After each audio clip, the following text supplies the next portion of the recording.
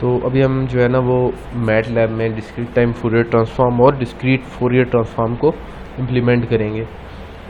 तो discrete time Fourier transform by definition जो इसकी इक्वेशन है वो है x of e raise power j omega summation n is equal to 0 to infinity x of n e raise power minus j omega n। तो इस तरह की जो है मैंने इक्वेशन आपको मैटलैब में लास्ट 2-3 लैब्स में मैंने आपको इम्प्लीमेंट करना बताई है। तो होपफुली आप इसको कर लेंगे खुद ही, लेकिन फिर भी मैं आपकी जो है आसानी के लिए एक एग्जांपल आपको यहाँ पे मैं इम्प्लीमेंट करके दिखा देता हूँ। तो ये एक एग्जांपल मैंने यहाँ पे इम्प्लीमेंट की है मैटलैब में। तो ये हमारे पास एक्स ऑफ n सिग्नल है। तो जो हम समेशन लगा रहे हैं वो हम 0 से 20 तक लगा रहे हैं, हम 0 से इन्फिनिटी तक नहीं लगा रहे, ठीक है। तो हमारे पास जो सिग्नल है वो है x of n is equal to 0.8 raise power n। उसके बाद ये मैंने यहाँ पे इक्वेशन इम्प्लीमेंट कर दी है जो by definition discrete time Fourier transform की इक्वेशन है। वो क्या है, समेशन की सम की जो फंक्शन है ये क्या करता है, ये मैंने आपको पहले भी बताया कि ये सम का फंक्शन n की इस पूरी रेंज पे, सॉरी ये n यहाँ से n की इस पूरी रेंज के ऊपर ये जो x of n e raise power minus j omega n होगा, इस वेक्टर के जितने भी एलिमेंट्स होंगे इस n की रेंज पर उनको ये सम कर लेगा। तो ये सम का जो है वो बिल्ट इन फंक्शन है। तो ये मैंने सम का फंक्शन कॉल किया और इसको मैंने पैरामीटर पास कर दिया x of n e raise power minus j omega n। तो ये सिंपल जो है वो बाय डेफिनेशन जो इसकी इक्वेशन थी वही मैंने मैटलैब में लिख दी है, ठीक है। तो इसके बाद जो है अगर आपने इसका मैग्नीट्यूड देखना है, क्योंकि ये जो डिस्क्रीट टाइम फूरियर ट्रांसफॉर्म होगा ये कॉम्प्लेक्स होगा, कॉम्प्लेक्स फंक्शन होगा, ठीक है। तो इसका अगर आपने मैग्नीट्यूड लेना है तो आप एब्सोल्यूट की फंक्शन से इसका मैग्नीट्यूड एवेल्यूएट कर सकते हैं। और इसी तरह अगर आपने इसका एंगल देखना है तो एंगल के एक फंक्शन से आप इसका एंगल जो है वो एवेल्यूएट कर सकते हैं। क्योंकि ये डिस्क्रीट टाइम फूरियर ट्रांसफॉर्म मैंने आपको पीछे जो इंट्रोडक्शन का लेक्चर था उसमें बताया कि ये एक पीरियोडिक फंक्शन होता है, ठीक है। एक ही पीरियड पे 0 से 2 पाई तक जो है ये, इसके बाद 0 से 2 पाई तक इसका टाइम पीरियड होता है। उसके बाद ये जो इसके जो रिजल्टेंट जो ट्रांसफॉर्म सिग्नल आता है वो उसके बाद वो खुद को रिपीट करता रहता है। तो मैंने एक टाइम पीरियड पर इसका मैग्नीट्यूड प्लॉट कर दिया है और एक ही टाइम पीरियड पर मैंने इसका एंगल प्लॉट कर दिया। आप चाहें तो आप इसको, बल्कि मैंने इसमें एक जो है इसका जो मैग्नीट्यूड है वो 5 टाइम पीरियड्स पर भी प्लॉट किया है। तो आप देख लीजिएगा कि वो उसके बाद वो रिपीट ही हो रहा होगा। तो इसको मैं रन करके आपको दिखा देता हूँ।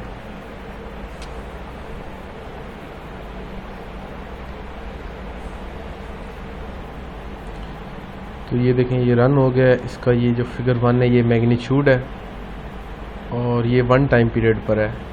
इस तरह अगर आप ये देख लें तो ये 5 पीरियड्स पर जो है वो इसका मैग्नीट्यूड है। तो ये देखें ये इसको रिपीट ही कर रहा है। तो इसका मतलब है ये पीरियोडिक है।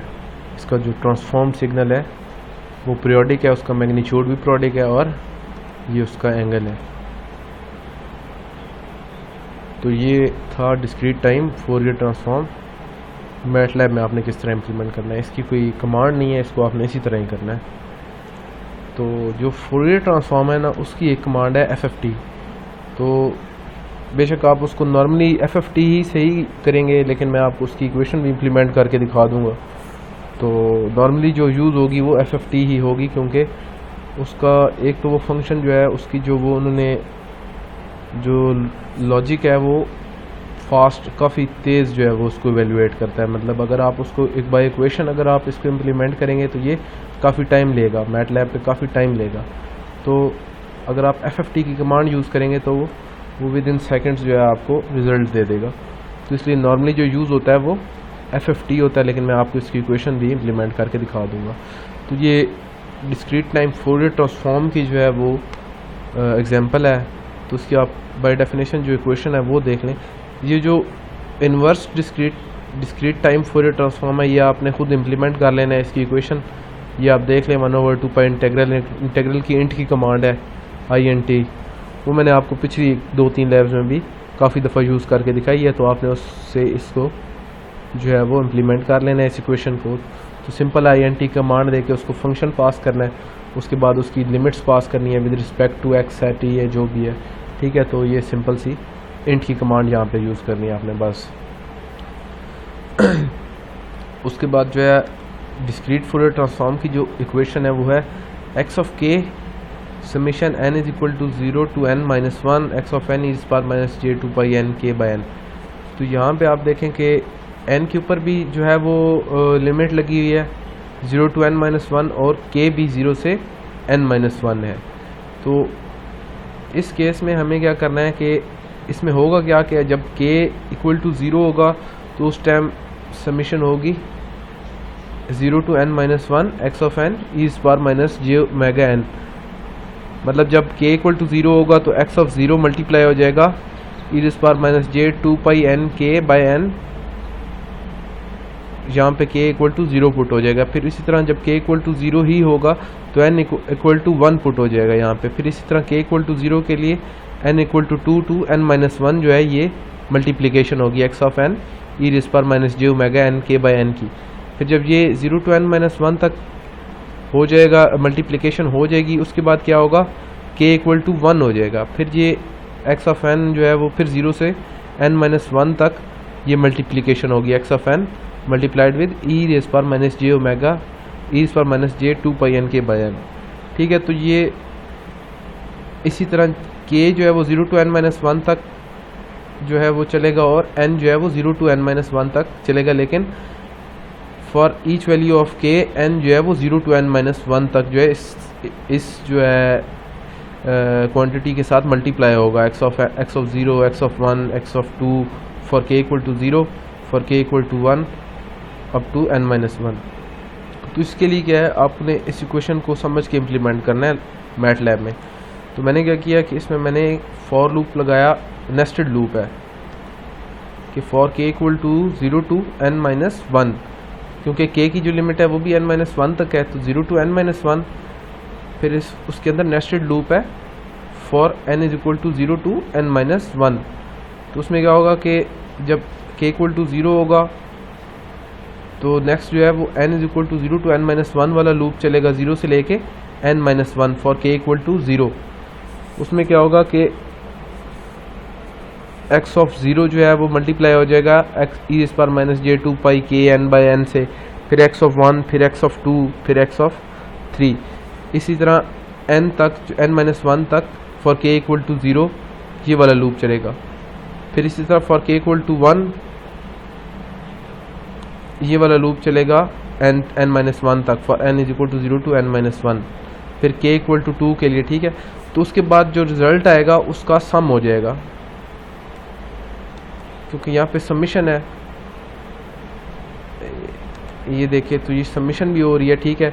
तो जितने भी ये जो रिजल्टेंट हमारे पास आएंगे उनका हम एंड पे सम ले लेंगे, तो हमारे पास जो है वो x ऑफ k आ जाएगा, ठीक है। तो ये x ऑफ k जो है वो मैंने क्या कर दिया, सम ले लिया। ये जो वेक्टर था x ऑफ n का जो for each value of k, x of n का जो वेक्टर बन रहा था for each value of k, उसका मैंने यहाँ पे सम ले लिया। तो हमारे पास ये इक्वेशन इम्प्लीमेंट हो जाएगी यहाँ पे, सॉरी ये वाली। तो ये थोड़ा सा कॉम्प्लेक्स मेथड है जो है वो डिस्क्रीट फूरियर ट्रांसफॉर्म को इम्प्लीमेंट करने का। तो अगर आप चाहें तो आप इसको डायरेक्टली FFT की कमांड से इम्प्लीमेंट कर सकते हैं। नॉर्मली आप FFT की ही कमांड यूज़ करेंगे। तो उसमें क्या होगा कि सिंपली आपने x को डिफ़ाइन करना है, जैसे मैंने यहाँ पे इसको डिफ़ाइन कर दिया। x जो है हमारे पास एक सिग्नल है, डिस्क्रीट टाइम सिग्नल है, ठीक है। इसको मैंने सिंपली जो है FFT को मैंने ये पैरामीटर पास कर दिया है। तो मैं अभी आपको इसको रन करके दिखा देता हूँ कि दोनों का रिज़ल्ट x ऑफ k और x ऑफ k1 ये दोनों सेम होंगे। x ऑफ k जो है वो मैंने इक्वेशन इम्प्लीमेंट करके ड्राइव किया और x ऑफ k1 जो है वो डायरेक्ट FFT की कमांड से ड्राइव हुआ है।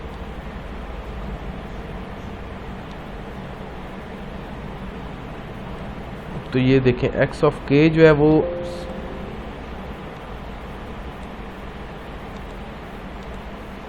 एक्स ऑफ के जो है वो है 6 प्लस 0.01 आयोटा माइनस 1।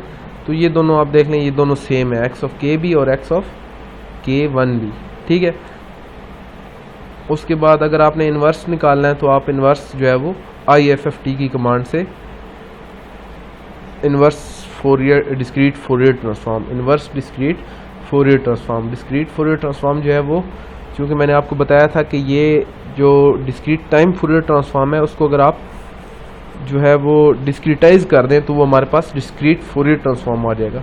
तो उसका जो अगर आपने इन्वर्स लेना है फोरियर ट्रांसफॉर्म का, अगर आपने इन्वर्स लेना है, आपने वापस अपना सिग्नल जो है वो रिट्रीव करना है डिस्क्रीट सिग्नल, तो आप इन्वर्स फोरियर ट्रांसफॉर्म ले लेंगे। और उसके बाद मैंने देखे मैग्नीट्यूड निकाल लिया है इसका, फोरियर जो डिस्क्रीट फोरियर ट्रांसफॉर्म था सिग्नल एक्स का, उसका मैंने मैग्नीट्यूड भी निकाल दिया और उसका एंगल भी निकाल दिया। तो ये आप उसका मैग्नीट्यूड और एंगल देख सकते हैं, दोनों डिस्क्रीट है। हालांकि जो डिस्क्रीट टाइम फोरियर ट्रांसफॉर्म है उसमें मैग्नीट्यूड और एंगल दोनों कॉन्टीन्यूअस थे। तो ये बेसिकली उसका डिस्क्रीटाइज्ड वर्जन है। तो ये दो मेथड हैं डिस्क्रीट फोरियर ट्रांसफॉर्म के डिस्क्रीट टाइम में, डिस्क्रीट डोमेन में।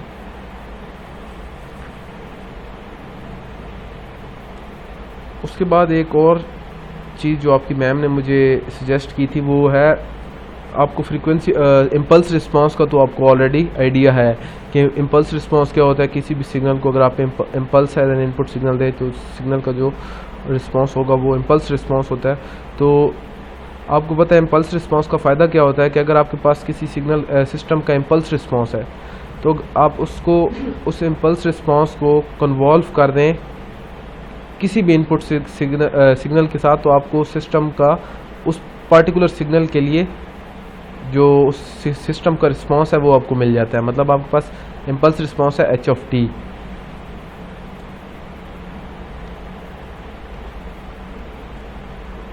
जैसे आपके पास लेट्स सपोज ये h ऑफ t जो है ये इम्पल्स रिस्पांस आपके पास गिवन है, तो आप कोई भी x ऑफ t जो है कोई भी इनपुट सिग्नल ले लें, आप उसको कन्वॉल्व कर दें उसके इम्पल्स रिस्पांस के साथ, तो जो वो सिस्टम होगा उसका उसका जो सिस्टम का जो रिस्पांस होगा उस पर्टिकुलर सिग्नल के लिए वो आपको मिल जाएगा।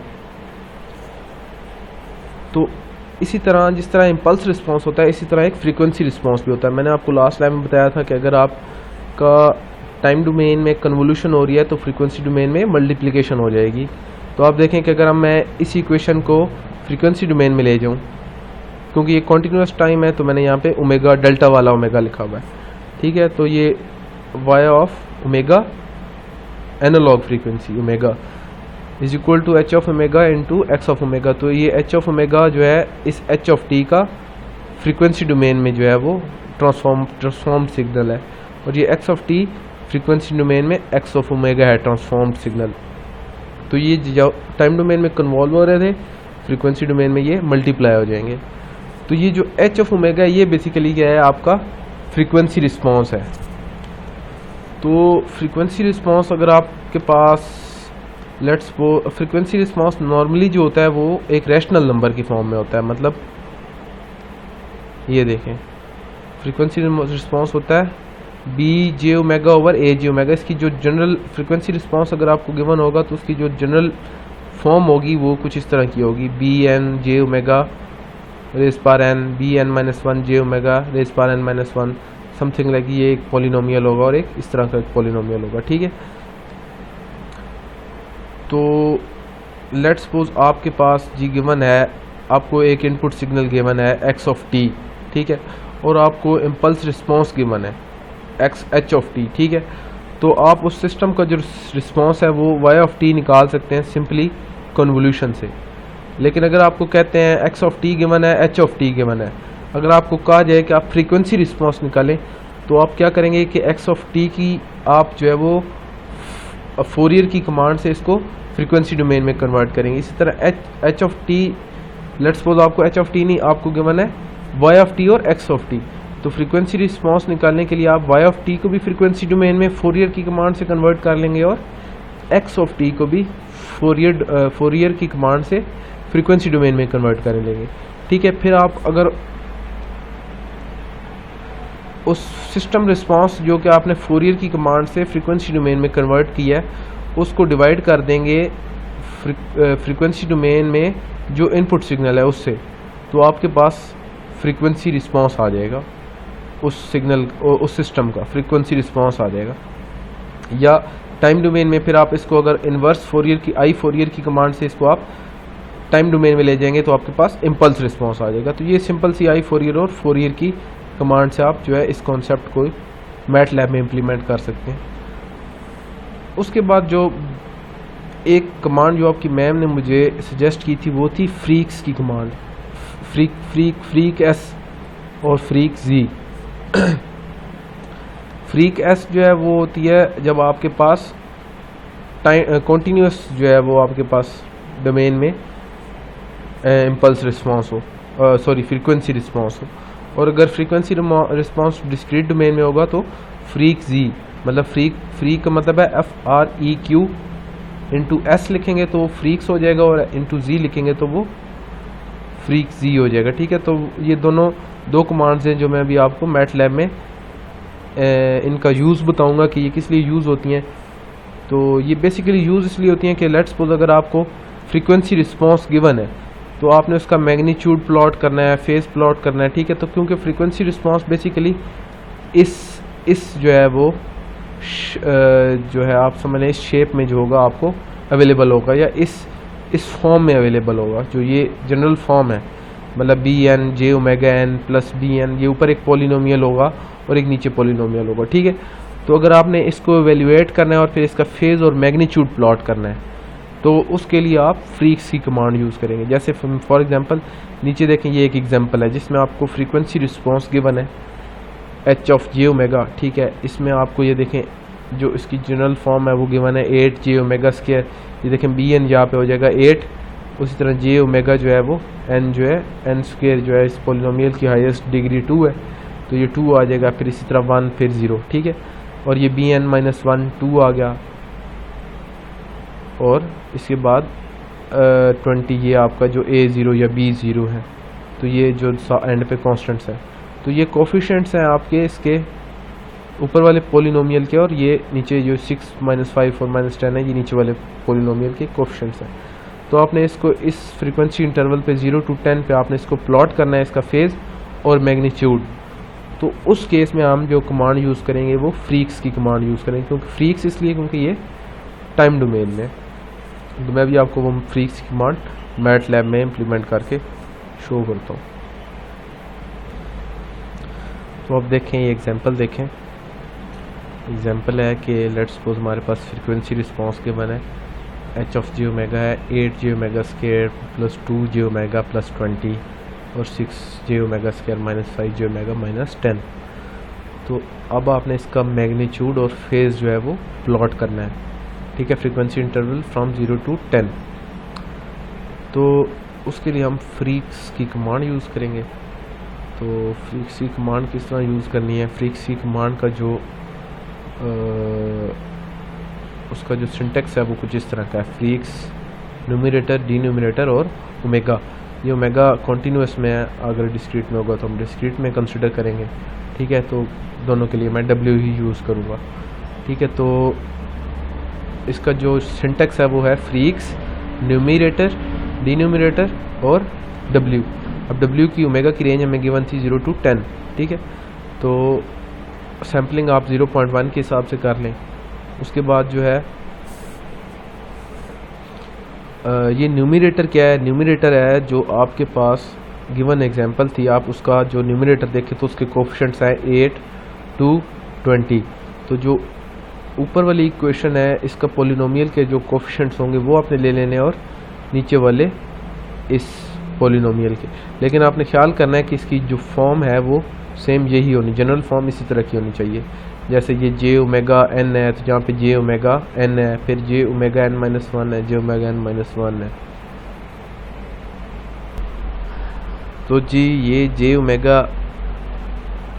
ये आपने ज़रूर ज़हन में रखना है कि ये जो जनरल फॉर्म है ये सेटिस्फाई हो रही हो तब आपने न्यूमरेटर और डिनोमिनेटर जो है वो एक्सट्रैक्ट कर लेने। अब ये इसके ऊपर वाले पोलिनोमियल के न्यूमरेटर है सॉरी कोफिशिएंट्स हैं 8, 2 और 20। तो इसको मैंने न्यूमरेटर समझ लिया, तो इसको मैंने इसका मैंने वेक्टर यहाँ पे लिख दिया 8 2 20। इसी तरह डिनोमिनेटर का जो वेक्टर है वो है 6 -5 और -10। तो ये न्यूमिनेटर आ गया और ये डिनोमिनेटर आ गया, और उसके बाद ओमेगा आपको गिवन है। सिंपली ये आपके पास एच जो है आपके पास फ्रीक्वेंसी रिस्पॉन्स वो इवेल्युएट हो जाएगा अब, क्योंकि वो इवेल्युएट हुआ है फ्रीक्स की कमांड से। तो आपने उसको क्या करना है, उसका मैग्नीट्यूड ले लेना है और उसका एंगल ले लेना है। तो ये इस तरह आपके पास जो है वो फेज़ और मैग्नीट्यूड फ्रीक्स क्या करता है, उसको इवेल्युएट करता है। उसके बाद मतलब वो एक कम्प्लेक्स फॉर्म में कम्प्लेक्स नंबर आ जाएगा आपके पास जो फ्रीक्वेंसी रिस्पॉन्स होगा। फिर उसके बाद आप उसका मैग्नीट्यूड प्लॉट कर लें और एंगल प्लॉट कर लें अलग अलग।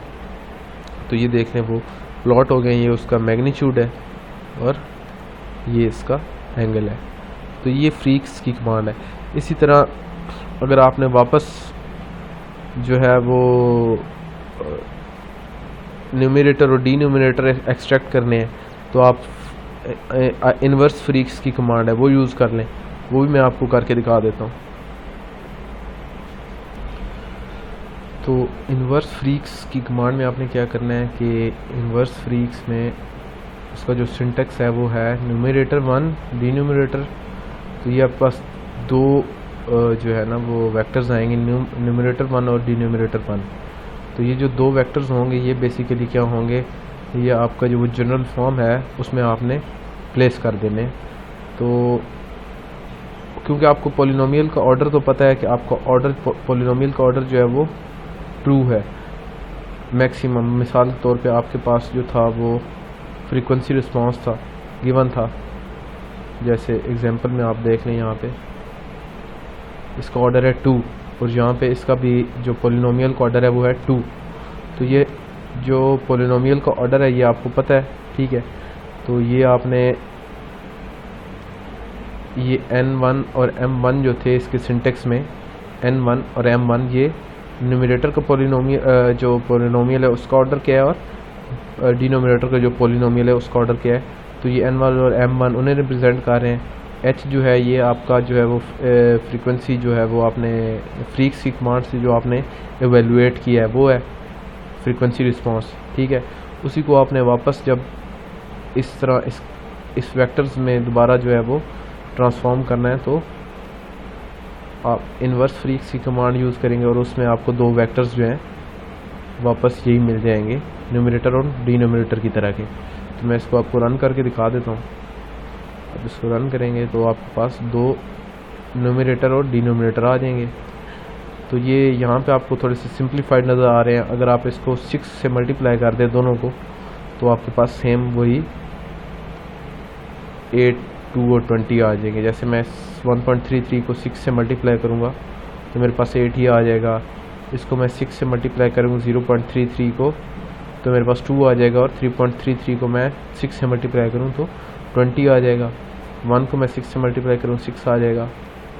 0.8 को मैं 33 को मल्टीप्लाई करूँ 6 से तो 5 आ जाएगा, और 1.66 को मैं 6 से मल्टीप्लाई कर दूँ तो 10 आ जाएगा। तो ये सिंप्लीफाइड ज़रा सा आता है लेकिन बेसिकली ये हैं यही दोनों। तो इन्वर्स फ्रीक्स की कमांड से आपको वापस वो कोफिशिएंट रिट्रीव हो जाते हैं। तो ये थी कॉन्टीन्यूअस टाइम जो है फ्रीक्वेंसी रिस्पांस जो था आपका। इसी तरह होता है डिस्क्रीट टाइम फ्रीक्वेंसी रिस्पांस। तो ये एक और एग्जांपल भी है, ये आपने खुद से कर लेनी है। तो इसमें इसको मैंने जो है वो आपको एज ए हिंट ये नीचे आपको देखें इसको मैंने कन्वर्ट करके दे दिया जनरल फॉर्म में। जो इसकी जनरल फॉर्म थी गिवन इस तरह थी, तो क्योंकि जनरल फॉर्म में यहाँ पे जे ओमेगा होता है, ठीक है। तो मैंने जे को मल्टीप्लाई भी किया क्योंकि जे ओमेगा का क्यूब होता है, ठीक है। तो जे क्यूब से मल्टीप्लाई भी कर दिया और डिवाइड भी कर दिया। इसी तरह यहाँ पे भी जे नहीं है तो जे स्क्वायर से मल्टीप्लाई और डिवाइड कर दिया। जे यहाँ से इधर स्क्वायर के अंदर हो जाएगा और जे स्क्वायर से डिवाइड हो जाएगा, ठीक है। तो ये जनरल फॉर्म में इसको कन्वर्ट कर दिया। तो अब जो कोफिशिएंट्स होंगे वो आपने ये वाले लेने हैं न्यूमरेटर और डिनोमिनेटर के। 1/j cube 1/j square 1 - 5/j। तो ये न्यूमरेटर्स होंगे।